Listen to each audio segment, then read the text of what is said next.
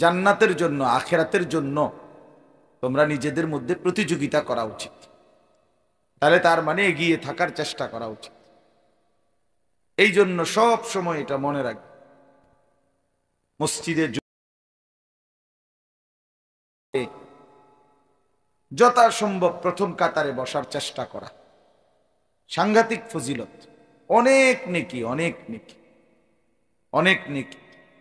এবং ওলামায়ে কেরামের নসিহত, জুম্মার বয়ান, এরকম মাহফিলের বয়ান, খানকায় বয়ান, ওলামায়ে কেরামের এই যাবতীয় নসিহতের মধ্যে যথাসম্ভব কাছে বসা, কাছে বসা। কাছে বসলে হৃদয়ের তাপ পাওয়া যায়। যত বেশি কাছে বসা যায়, আল্লাহ তাআলা আমাদেরকে তৌফিক দান করে। পবিত্র কোরআনুল কারীমের 30 নম্বর পারা, কোরআনুল কারীমের 83 নম্বর সূরা। সূরাটার নাম হচ্ছে তাতফিফ। এই সূরাটা আমি 12টি আয়াত, ছোট ছোট আয়াত, প্রথম থেকে 1 নাম্বার থেকে 12 নাম্বার, এই 12টি আয়াত এই সূরার আমি তেলাওয়াত করেছি। মোট পুরা সূরাটার মধ্যে ছোট্ট সূরা, 30টা মাত্র আয়াত, 36টা আয়াত, 36টা আয়াত, তার মধ্যে 12টি আয়াত আমি পড়ছি। ইনশাআল্লাহ অল্প সময়ের মধ্যেই এই আয়াতগুলো এবং এই সূরার বিষয়ে সামান্য কিছু কথা আমরা আরজ করতে চাই। আল্লাহ তাআলা আমাদেরকে তৌফিক দান করেন। সূরাটার নাম হলো তাতফিফ। এটাই এই সূরার প্রথম গুরুত্বপূর্ণ কথা। এটা একটা গুরুত্বপূর্ণ বিষয়। এই সূরার নামটা, সূরার নামটা এটা অত্যন্ত গুরুত্বপূর্ণ। তাতফিফ, ত আকার তা, ত, তাত, ফ দীর্ঘিকার ফি, ফ, ফিফ, এই তাতফিফ মানে ত 2 বার, ফ 2 বার।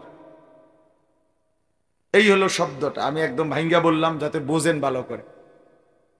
এটা একটা আরবি শব্দ, তাতফিফ। এটার প্রথম অর্থ হলো ওজনে কম দাও, মাফে কম দাও। এই হলো শব্দটার অর্থ, প্রথম অর্থ এটা। তো এই সূরার প্রথম আয়াতের মধ্যে এই আল্লাহ তাআলা এই বিষয়টা উল্লেখ করছে, ওয়াইলুল লিল মুতাফফিফিন, মানে যে তাতফিফ করে, মানে ওজনে কম দেয়, মাফে ঠকায়, তাকে বলা হয় মুতাফফিফ। বহু বচন হলো মুতাফফিফিন। আল্লাহ তাআলা বলেন, এই যারা ওজনে কম দেয়, ঠকায়, মাফে কম দেয়, ওয়াইলুন, তাদের জন্য দুর্ভোগ, তাদের জন্য আযাব, তাদের জন্য জাহান্নাম। তাইলে ওয়াইলুল লিল মুতাফফিফিন, আল্লাহ তাআলা বলেন যারা তাতফিফ করে, ওজনে কম দেয়, মাফে কম দেয়, ঠকায়, তাদের জন্য জাহান্নাম। এই হলো শব্দের প্রথম অর্থ। আল্লাহ তাআলা এটা আবার ব্যাখ্যা করে বুঝাইছেন পরের 2 আয়াত, যে মুতাফফিফ কাকে বলে, তাতফিফ কি জিনিস। আল্লাহ বলেন, একদম ব্যাখ্যা করে দিছে নিজেই, আল্লাযীনা ইযা তালু আলান নাসি ইস্তাওফুন, ওই মানুষগুলো মুতাফফিফ, ওই মানুষগুলোর জন্য জাহান্নাম, যারা নিজের জন্য যখন নেয়, ইস্তাওফুন, তখন পূর্ণ নেয়। ইস্তাওফুন অর্থ হলো পূর্ণ করে নেয়। আর ওয়া ইদা কালুহুম আও ওয়াজানুহুম ইউখসিরুন, তো অন্যকে যখন মাইপা দেয় তখন কমায় দেয়। ইউখসিরুন মানে হলো খাসারা, মানে কমায় দেয়। নিজের জন্য যখন নেয় পূর্ণ মাত্রায় নেয়, অন্যকে যখন দেয় তখন কি করে দেয়, কম। আল্লাহ বলেন এই লোক হচ্ছে মুতাফফিফ। এই কাজটাকে বলে তাতফিফ। এই নাফরমানের জন্য জাহান্নাম। নিজে নেয় পূর্ণ, অন্যকে দেয় কম। নিজের জন্য নিলে 60টাই একালি হয়, অন্যরে যখন দেয় তখন তিনটাতেও কি হয়ে যায়, বুঝেন? নিজের জন্য নিলে 1000 গ্রামে হয় 1 কেজি, অন্যের জন্য দিলে 900 গ্রামও কি হয়ে যায়। তার মানে অন্যকে ঠকায়, সোজা হিসাব বুঝছেন তো, অন্যকে কম দেয়। দুইটা শব্দ বলছে, কাইল এবং ওজন। আগে এখন কমে গেছে। স্বাভাবিকভাবে মানুষের ওজনের স্বাভাবিক প্রচলিত জিনিস ছিল দুইটা। একটা হলো বাটখারা দিয়া ওজন করে, যেটা 1 কেজি আধা কেজি। আরটা হলো নির্দিষ্ট পাত্র দিয়া, পোয়া দিয়া ওজন করতো আগে। এখন যে দুধ দেয়, তেল দিত আগে এরকম, এইটা এত বড় এত বড় এত বড় এরকম ছোট ছোট, আপনার 100 টাকা 200 টাকা এগুলো ছিল। চিটাগাংয়ের মধ্যে মুড়ি আমি দেখছি হাঁটাচারিতে, এই এতটুকু ডিব্বা এতটুকু ডিব্বা এতটুকু ডিব্বা, এতটুকু 10 টাকা, এতটুকু 15, এতটুকু 20 টাকা এরকম। তো এখানে কদ্দুরে এদ্দুর আর যে দূর আপনি ডিব্বা দেখছেন এদ্দুর, তাহলে এইটারে বলে কায়েল, যেটা পাত্র বা এ জাতীয় কিছু দিয়ে মাপা হয়। আরটা বাটখারা দিয়ে যেটা মাপে, এটারে বলে ওজন।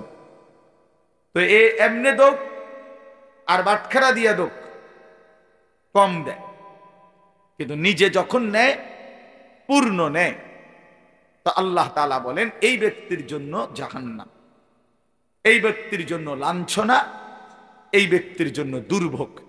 এই আগে এতটুকু কথা আগে বোঝেন, এরপরে আবার সামনে যাব ইনশাআল্লাহ। এতটুকু আগে তর্জমা তো শুনছেন, 3 আয়াতের তর্জমা হয়ে গেছে। আল্লাহ বলেন মুতাফফিফ, যারা ওজনে কম দেয়, মাফে কম দেয়, ঠকায়, তাদের জন্য জাহান্নাম। তারা কারা? যারা নিজের বেলায় পূর্ণ নেয়, অন্যের বেলায় কি করে? ঠকায়, কম দেয়। এই হলো 3 আয়াতের তর্জমা। এবার আসেন তাফসীরের মধ্যে আছে রাসূলুল্লাহ সাল্লাল্লাহু আলাইহি ওয়াসাল্লাম, মনোযোগ দিয়ে শুনলে খুব দ্রুত শেষ হয়ে যাবে ইনশাআল্লাহ।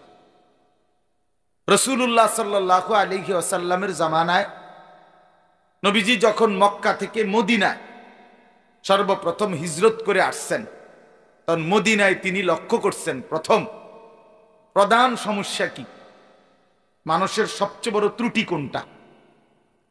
তো মানুষের জীবন যাত্রার মধ্যে প্রিয় নবী সাল্লাল্লাহু আলাইহি সাল্লাম মদিনায় আইসা দেখছেন তখন সর্বপ্রথম যে তাদের সবচেয়ে বড় বদভ্যাস হলো তারা মানুষকে ওজনে কম দেয়, মাফে ঠকায়।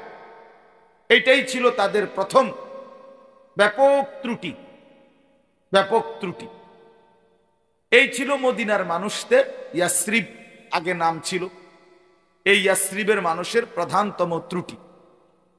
আল্লাহ নবী সাল্লাল্লাহু আলাইহি ওয়াসাল্লাম মদিনায় এসে এটা দেখলেন, সবাই ব্যাপকভাবে এই অভ্যাসে আক্রান্ত, যে নিজেরা নেয় পূর্ণ, অন্যকে দেয় কমাইয়া ঠকাইয়া। এই অবস্থায় সর্বপ্রথম মদিনায় আল্লাহর কোরআনের প্রথম যেই সূরা মদিনায় নাজিল হয়েছে সেটা এই সূরা। এই সূরাটাই প্রথম মাদানী সূরা, মদিনায় অবতীর্ণ সূরা। আল্লাহ তাআলা প্রথমেই নবীজির মাধ্যমে মদিনার মানুষকে জানায় দিছে ওয়াইলুল লিল মুতাফফিফিন, এই যে তোমরা বছরের পর বছর এই অন্যায়টা করতেছ, যে নিজেরা পূর্ণ নেও, অন্যকে কম দাও ওজনে মাফে, এর জন্য তোমাদের জাহান্নাম, দুর্ভোগ, আযাব। তাফসীরের মধ্যে লিখছে এই সূরা নাজিল হওয়ার পর মদিনার এই মানুষগুলো, বিশেষ করে রাসূলুল্লাহ সাল্লাল্লাহু আলাইহি সাল্লামের হাতে যারা মদিনার মানুষ ঈমান গ্রহণ করছে, এই সাহাবীরা ওজনে এত নিখুঁত হিসাব এরপর থেকে শুরু করছে যে কোনো দিন আর এক বিন্দুর জন্য কাউকে ঠকায় নাই। আজকে 1450 বছর পরেও এখনো মদিনার ব্যবসায়ীরা ঠকায় না। এখনো মদিনার ওজন নিখুঁত ওজন, নিখুঁত ওজন। সাংঘাতিক। ওই যে রাসূলুল্লাহ সাল্লাল্লাহু আলাইহি সাল্লামের কথা, আল্লাহর কোরআনের বাণী তারা গ্রহণ করে নিছে, আজকে 1450 বছর পরেও তাদের ওই আখলাক তারা চেঞ্জ করেন, অর্থাৎ তারা পূর্ণ ওজন দেয়। এজন্য হাদিসের মধ্যে আছে আল্লাহর নবী সাল্লাল্লাহু আলাইহি সাল্লাম নিজের হায়াতে থাকতে মদিনার বাটখারা পাল্লা এগুলোর জন্য পর্যন্ত বরকতের দোয়া করছে। আল্লাহুম্মা বারিক লানা ফি সাইনা ওয়া ফি মুদ্দিনা, এইভাবে দোয়া করছে, আল্লাহ আমাদের মদিনার খেজুরে বরকত দেন, মদিনার ফলে বরকত দেন, মদিনার খাবারে বরকত দেন, মদিনার পাল্লা বাটখারা যেগুলো দিয়ে ওজন দেয় এগুলো তো বরকত দান করেন। এইভাবে নবীজি সাল্লাল্লাহু আলাইহি সাল্লাম দোয়া করে গেছেন। তাহলে এটা আপনারা বুঝলেন যে রাসূলুল্লাহ সাল্লাল্লাহু আলাইহি সাল্লাম আল্লাহ তাআলার পক্ষ থেকে কোরআনুল কারীমের এই আয়াত নাজিল হওয়ার পর যখন শুনালেন, ইমানদার মুসলমানরা, মদিনার সাহাবীরা এক বাক্যে জীবনের তরে এটা মেনে নিছে। ইমানদার তাকেই বলে যে আল্লাহর কথা প্রথম বাক্যেই মেনে নেয়, রাসূলের কথা বিনা শর্তে মেনে নেয়। এটাকেই মোমেন বলে। আসলে কোরআন শরীফে আছে, যেদিন মদের চূড়ান্ত হারাম আয়াত নাজিল হইছে, মদ আল্লাহ তাআলা মদ জুয়া হারাম করে দিছে, তো ওইখানে কোরআন শরীফে আছে আল্লাহ তাআলা বলছেন ফাহাল আনতুম মুনতাহুন, হে আমার ইমানদার বান্দা, আমি তো মদ জুয়া হারাম করে দিলাম, এখন তোমাদের কাছে শুনতে চাচ্ছি তোমরা কি এর থেকে বিরত হবে? ফাহাল আনতুম মুনতাহুন, তোমরা ইমানদার বলো, তোমরা মদ জুয়া এর থেকে বাঁচবে, বিরত থাকবে কি? তাফসীরের মধ্যে আছে সাথে সাথে নবীজি যখন এটা শুনাইছেন, সাহাবায়ে কেরাম হাত তুলে চিৎকার করে আল্লাহকে বলছে, ইয়া রাব্বি ইনতাহাইনা ইনতাহাইনা, হে আল্লাহ মহান রব, আমরা ছেড়ে দিলাম, আমরা বিরত হলাম। এইটাকে বলে ঈমান। আল্লাহ এবং তার রাসূলের প্রতি শর্তহীন প্রশ্নহীন আনুগত্য। ভাই কথা বলো না, বাহিরে ছেলেরা কথা বলো না, কথা বলো না বাপ। কিছু ছেলে একটু পরে দেখবেন এই আস্তে আস্তে আইবো খিচুড়ি খাইতে, দেখবেন এরাই ডিস্টার্ব করে, এই খটর খটর করবে, আইসা ফসর মসর করবে, মানে একটা সুন্দর মনোযোগ পরিবেশটা নষ্ট করে দেবে। আপনারা প্রয়োজনে এক ডেকসি খিচুড়ি আগে দিয়ে দেন, যারা মেহমান তা করে খাওয়াই দেন।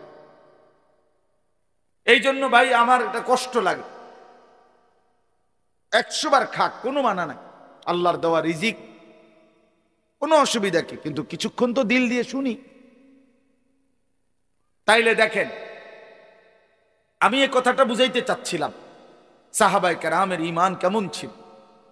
রাসূলুল্লাহ সাল্লাল্লাহু আলাইহি ওয়াসাল্লাম বলছেন, আল্লাহ তাআলা বলছেন, সাথে সাথে মানছেন। এটাই ইসলাম, এটাই ঈমান। কোরআন শরীফে আছে, খেয়াল করে শুনেন, আল্লাহ তাআলা বলেন, ফালা ওয়া রাব্বিকা লা ইউমিনুনা হাত্তা ইউহাক্কিমুকা ফীমা শাজারা বাইনাহুম। আল্লাহ তাআলা বলেন, নবী, আমি আল্লাহ কসম করে বলতেছি, আল্লাহ নিজের জাতের কসম করে বলছে, বন্ধু আমি আমার কসম, কোন ব্যক্তি আপনার ফয়সালাকে যদি মেনে না নেয়, লা ইউমিনুনা, সে ঈমানদার হবে না।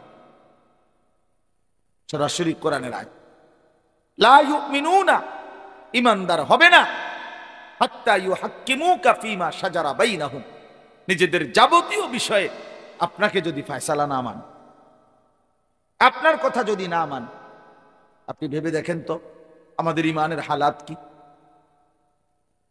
আর ঈমানবিহীন আখিরাতে কিভাবে দাঁড়াবেন? ঈমানবিহীন সুপারিশেরও তো প্রশ্ন আসে না, ঈমানবিহীন হাউজে কাউসারেরও তো প্রশ্ন আসে না, ঈমানবিহীন জাহান্নাম থেকে 1 সেকেন্ডের জন্য বাঁচারও তো কোনো সুযোগ আসে না। জীবনের সবচেয়ে বড় পুঁজি তো ঈমান। আল্লাহ তো বলছে লা ইউমিনুনা, ঈমানদার হবে না। আরো শুনেন কোরআনের আয়াত, ওমা কানা লিমুমিনিন ওয়ালা মুমিনাতিন ইদা কাদাল, ভাই ছেলেরা মোবাইল উঠায় নামায় ফেলো, মোবাইল এই হাতে ধরা যে মোবাইলগুলো দোস্ত নামাও, এগুলা দিয়ে রেকর্ড করো না, হাতে ধরে এমনি শুনো ভাইয়া, মনোযোগ দিয়ে এমনি কিছুক্ষণ অল্প কতক্ষণ কথা হবে, এমনি শোনো। তো আল্লাহ তাআলা বলেন ওমা কানা লিমুমিনিন ওয়ালা মুমিনাতিন ইজা কাদাল্লাহু ওয়া রাসূলুহু আমরান আন ইয়াকুনা লাহুমুল খিয়ারাতু মিন আমরিহিম। নবীজির একজন মহিলা সাহাবীকে নবীজি বিয়ে ঠিক করছেন। বিয়ে ঠিক করার পরে ওই সাহাবী মহিলার ভাইয়ের মাধ্যমে ওনারে জানাইছেন যে অমুকের সাথে আমি তোমার বিয়ে ঠিক করছি, তোমার কোনো মতামত আছে কিনা।